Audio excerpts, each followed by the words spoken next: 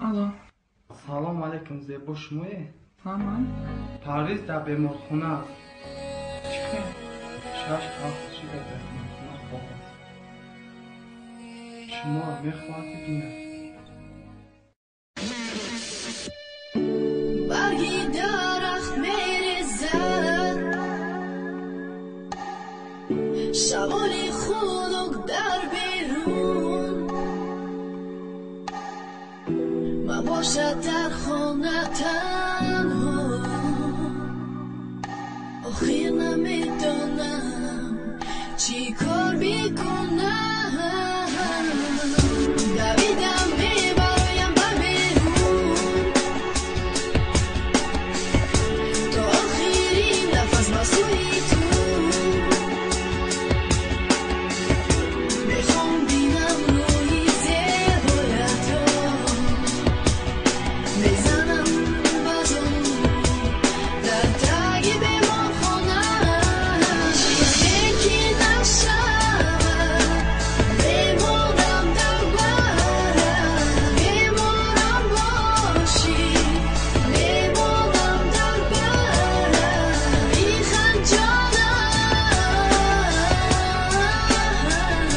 گریه نکن من تو نمیزه بر جانم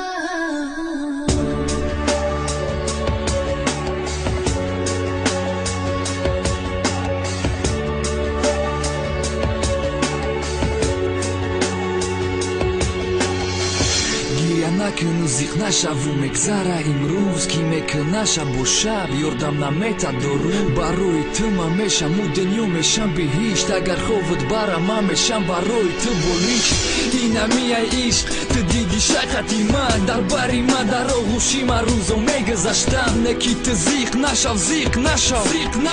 در خوابت میدرم مثل پیشتره هر شب در یادت میمونم میدونی اگر یاد کنی تو میرم نکی نمیری تو مثل دود میشم گم نمیتونی به من مثل محتوب سیطورت نیستی چی خیلی هستم میستم بس در درونی تو دیلم زدستای من دیدستم اون چشمو تهازی پری آبم من ترم نمیمونم خوابی زور میشم در خواب افسوس نمیگیرم دیگه در آغوشی گرد دزیقی و خرسندی بدم و میمونم در ورد یکی نشود میمونم در برم میمونم باشی میمونم در برم بیخند جانم گریه نکن من تو نمیزه بر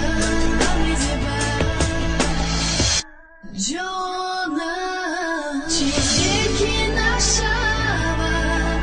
میمونم در برم میمونم باشی